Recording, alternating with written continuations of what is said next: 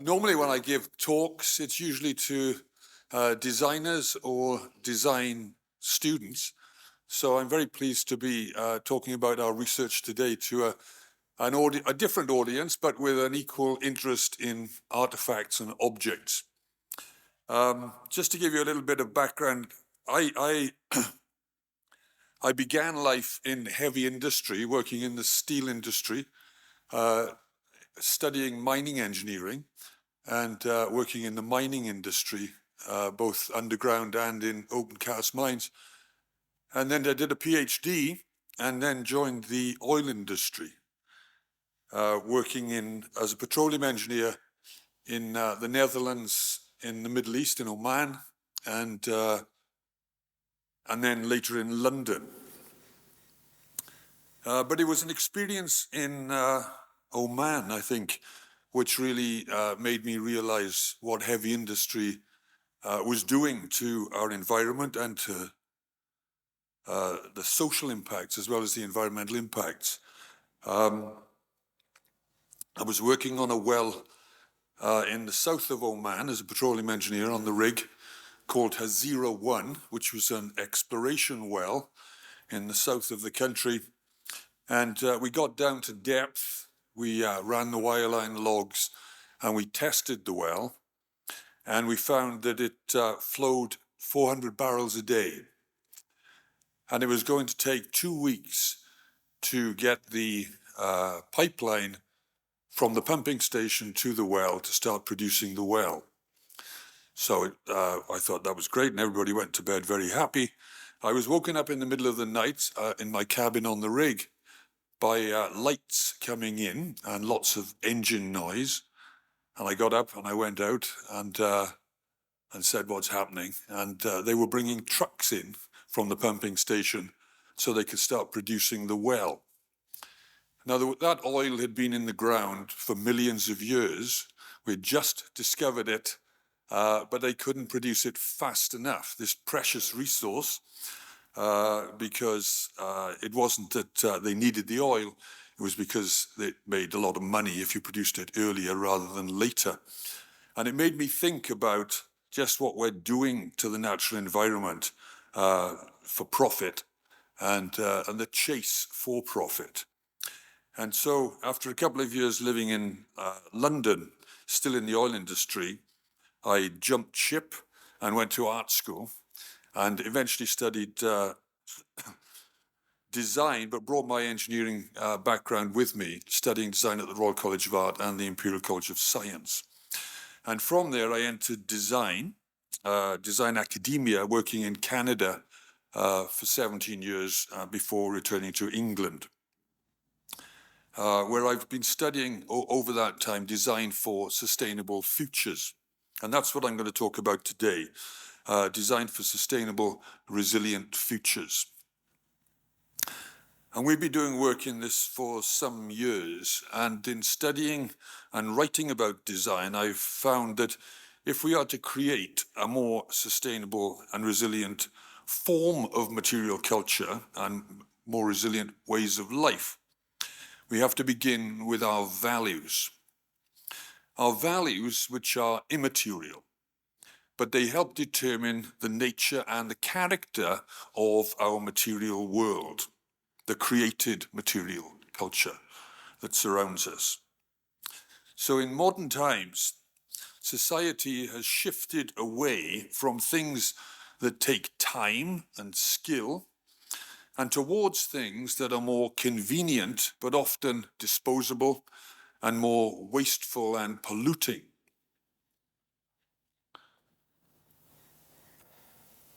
We've also gone from using primarily natural materials like a goose quill and durable designs like a refillable fountain pen to disposable elements or wholly disposable products made from plastics predominantly.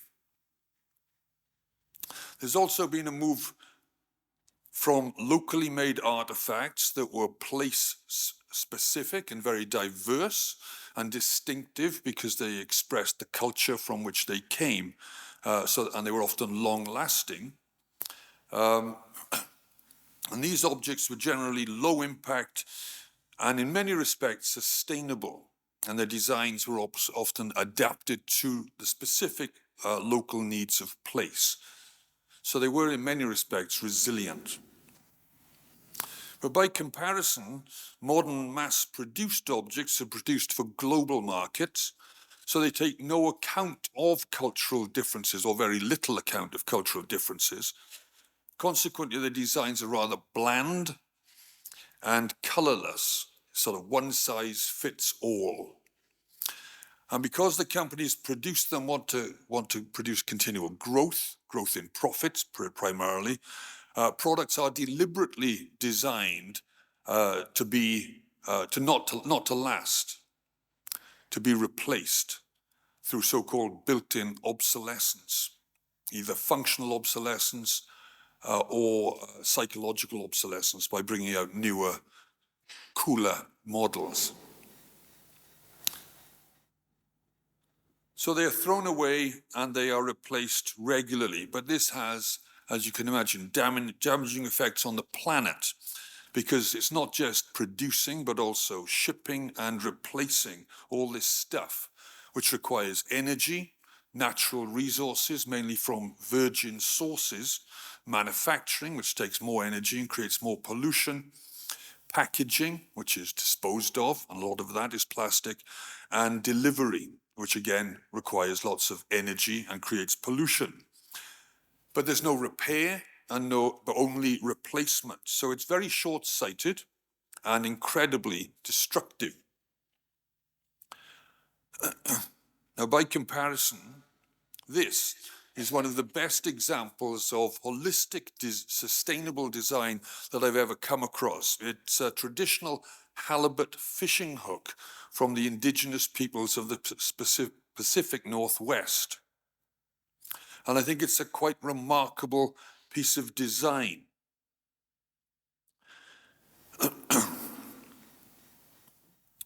Because it's made completely out of natural materials. The upper arm is a lightweight cedar wood.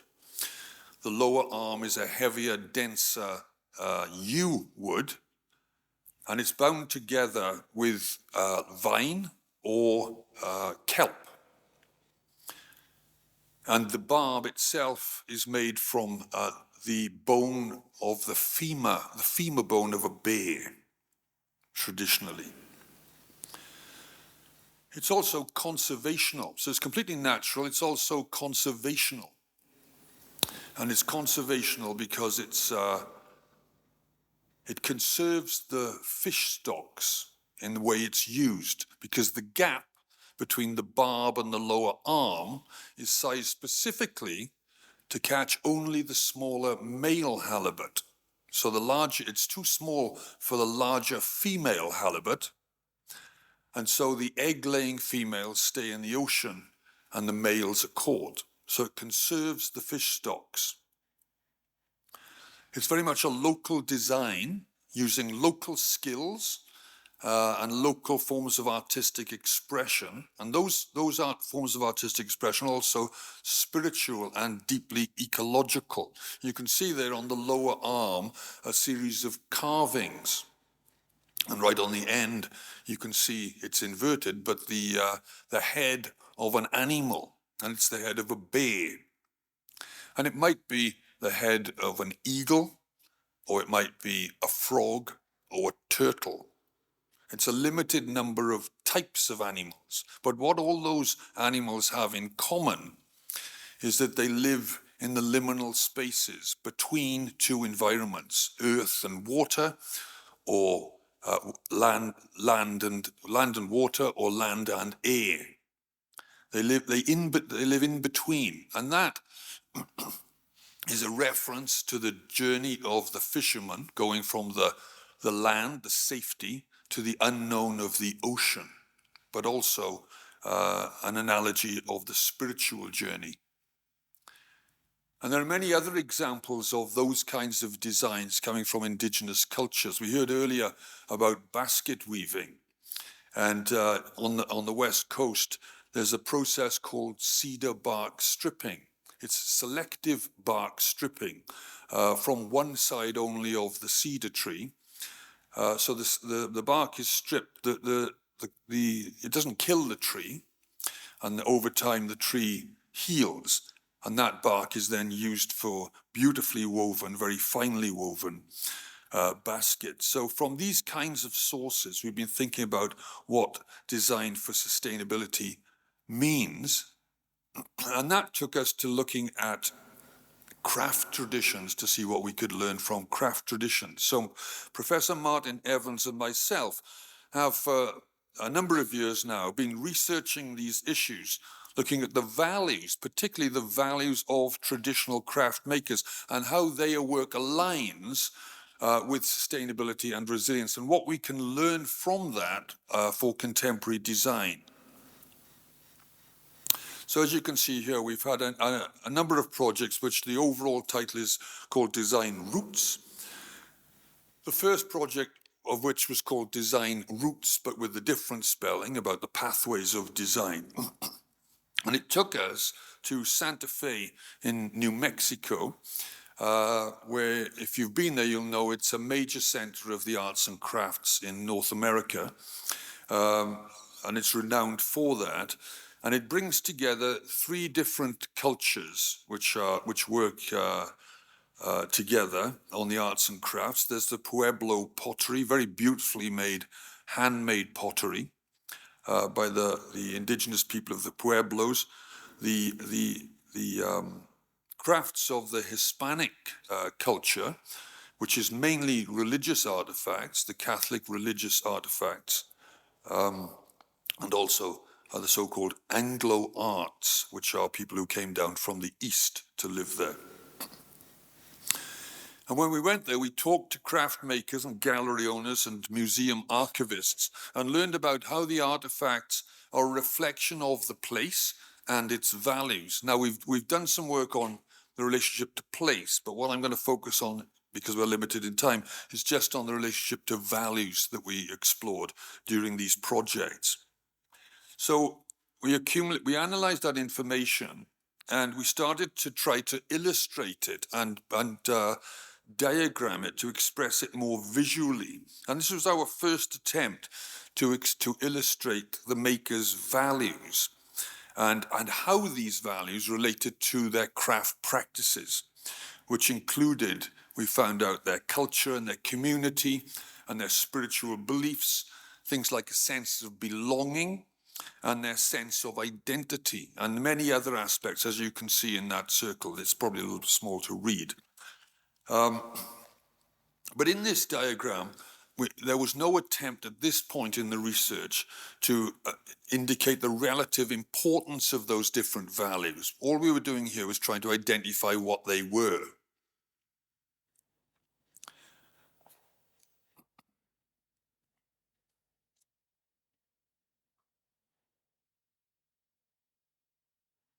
So I might be a slide out here.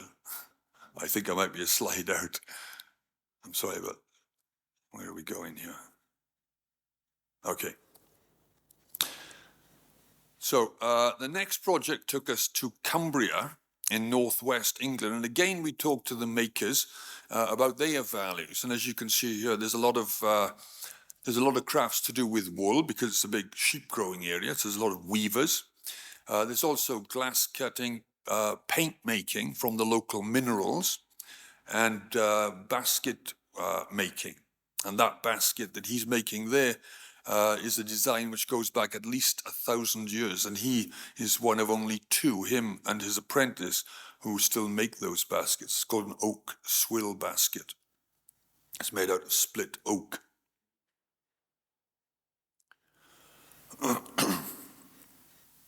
So here, we developed a graphic to try to start estimating the relative importance of these various values. And this is based on Schwartz's values circumplex. And as you can see, the craft maker's values lie mainly on the right-hand side, which reflects concern for nature, conservation, community, tradition, continuity, those kinds of values primarily.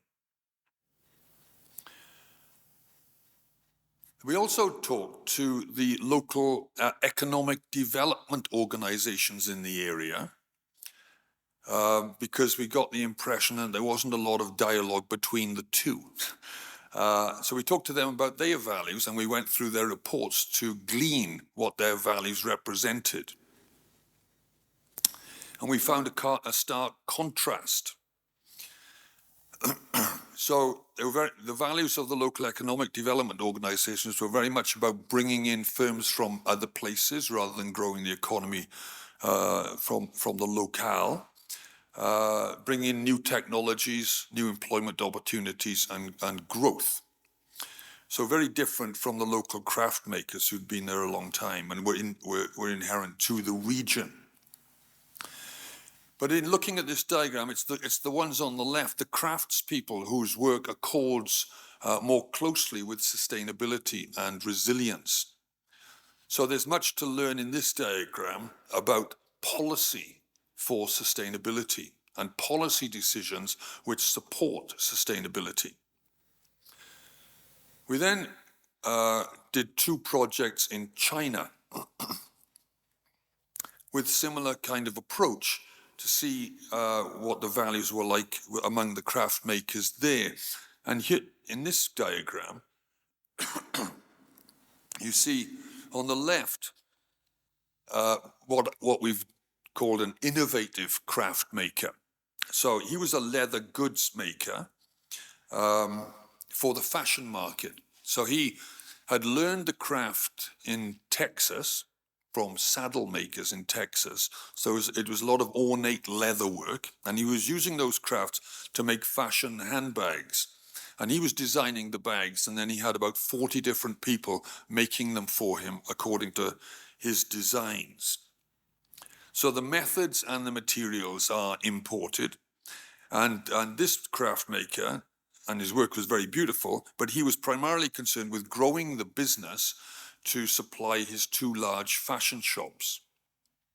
So it was a lot about changing the designs, keeping up with the fashion market, innovative designs all the time, which contrasts markedly with the craft maker on the right-hand side, who was a traditional ceremonial drum maker, whose family had been practicing this craft of ceremonial drum making for 17 generations. And we talked to him about his values, why he did what he did, and the materials and the techniques he used, which he said, and we said, are the materials local? And he said, mainly. I said, okay. I said, they used to be all local, but now they're mainly local. And so we asked what the problem was, and he said, well, we used to use local buffalo hides, but now we have to import the buffalo hides from a different part of China.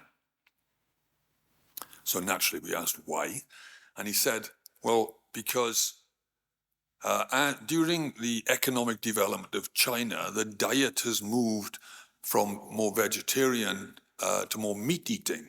And so the buffalo in this region are killed at a younger age. And so the hides are not so thick. And for the size of the drums I'm making, some of them were 2 meters or more across. They were huge ceremonial drums. You need a very thick hide.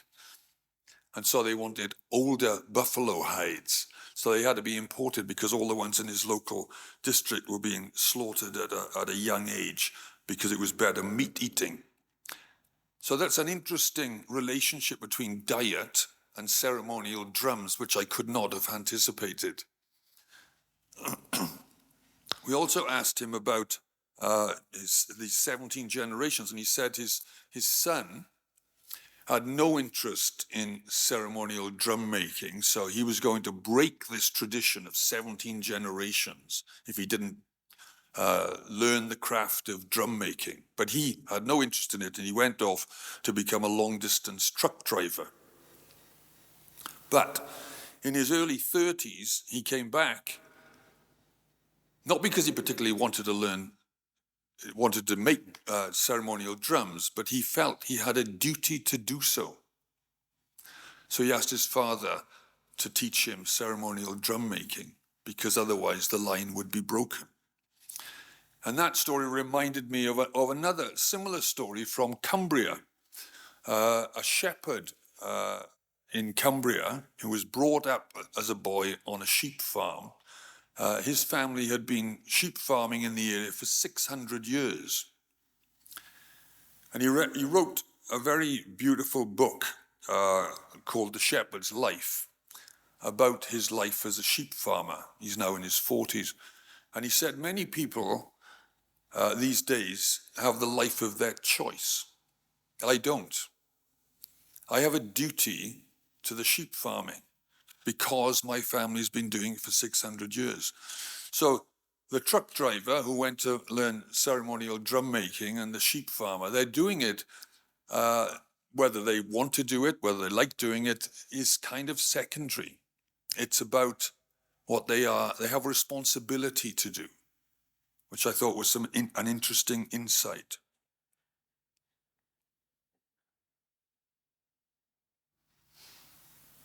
So you see that difference here. What I've done here is I've reworked Schwartz's value circumplex so it relates more directly to design activities, to creative activities. In its language and so on. So the left-hand side is characterized by self-interest, novelty, and change. So very individualistic values, reflecting individualism, which is very much modern society. We've gone to a very individual, atomized kind of society with less emphasis on community. Whereas the right-hand side is characterized by selflessness or self-transcending values, conservation, stability, and community responsibilities.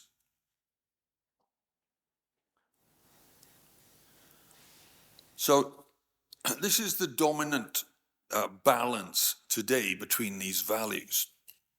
It's mainly the values on the left that drive decision-making and the actions of government, as we saw in one of the earlier diagrams, the public sector and business, and increasingly, certainly in the UK, on education. It's the values on the left, because they're about growth and the economy and so on, the innovation. But according to Ian McGilchrist, and his work in this area, it's the values on the right that need to lead society. It's not a question of one side being right and one side being wrong. It's a question of getting the balance right. And according to McGilchrist, the right-hand side needs to lead because these values consider the plight of other people and the plight of the natural world. So this is the shift that needs to occur in our creative activities from an outlook dominated by reason, which is linked to independence and self-interest, to an outlook in which compassion guides our decisions. So we recognize our interdependence and the importance of the natural environment and the common good. It's long been said that the head knows what is true, but is rational and cold, and the heart knows what is good and is compassionate and empathetic. Both are needed, but the good should lead. So this is an example of this kind of integration of these two sets of values. This is the craft maker Sebastian Cox in London, Greenwich. He combines these two sides, both tradition and innovation in his work.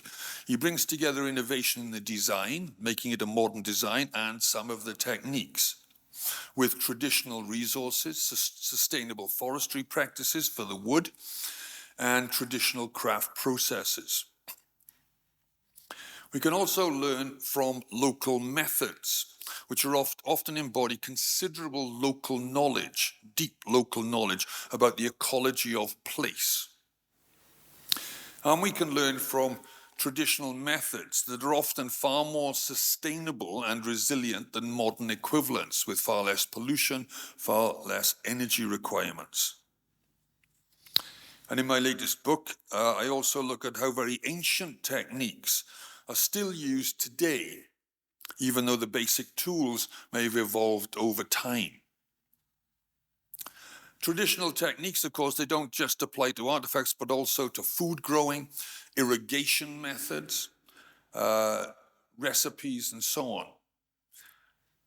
In Oman and in a farm in Provence, I saw examples of irrigation methods called irrigation by the foot, which are still used today, but are also mentioned in the Old Testament book of Deuteronomy, which date back at least 3,000 years, if not longer. So they are incredibly resilient practices. So all these kinds of things contribute to the distinctiveness and the color of place and culture.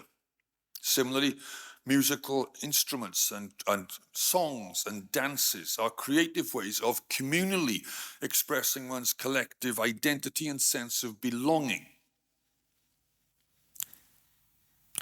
But many of these things today that have been sustained over generations are being lost with the onslaught of the global market. Similarly, spirituality and spiritual traditions are in decline. But these are not just about faith. Religious practices are also ways of acting communally and coming together and in common practice with people of different views and from different walks of life who you may never come into contact with otherwise. And things like simply being in nature is good for one's mental health. And this too is part of being resilient. But as you know, natural areas are also fast disappearing, and species are in rapid decline all over the world because their habitats are disappearing due to human activities, resource acquisition being among them, and climate change.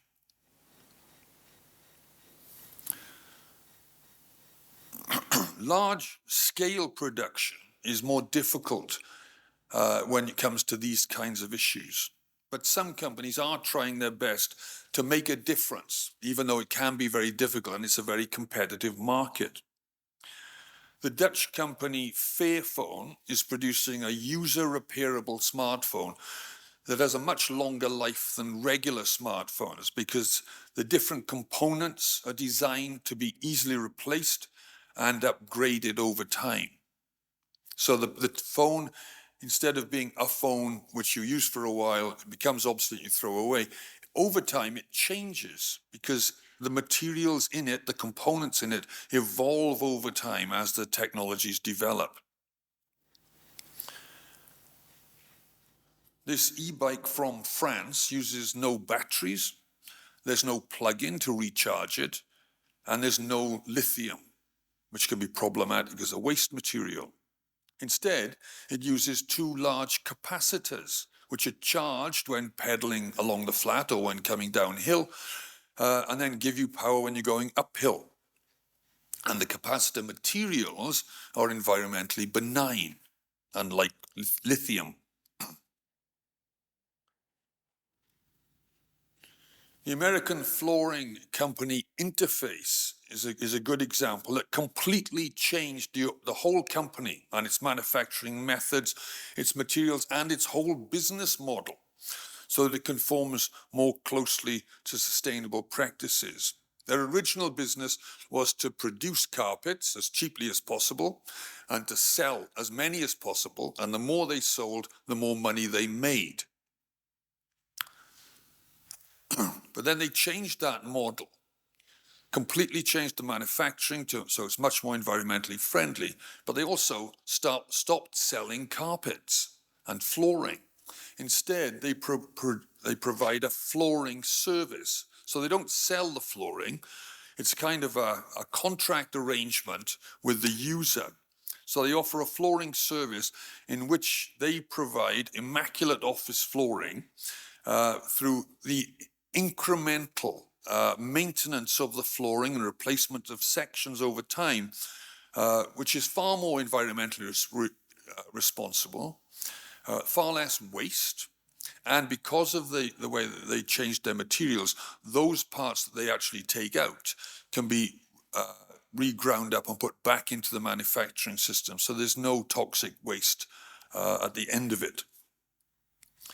And the American outdoor clothing company Patagonia has implemented policies to reduce waste, repair policies, lifetime guarantees, and pollution to contribute to a more resilient future. So, just to sum up in closing then, our research suggests that design for resilience is primarily a question of our values. To move towards a more sustainable, diversified, and adaptable ways of living, we will have to move away from self-centered values of individualism, novelty, pleasure-seeking, personal ambition, and status, and move towards self-transcending values of community, continuity, tradition, compassion, and ecology. So thank you for your attention. This is my new book, which I'm pushing. And on the screen, you can also see my website address there. So if you're interested in this kind of stuff, on my website, there's more information. And there's also lots of examples of the kinds of photographs I've shown you, those kinds of examples, but also examples of my speculative design work, where I've used these findings to inform more propositional artifacts for today, using these kinds of values. So thank you very much.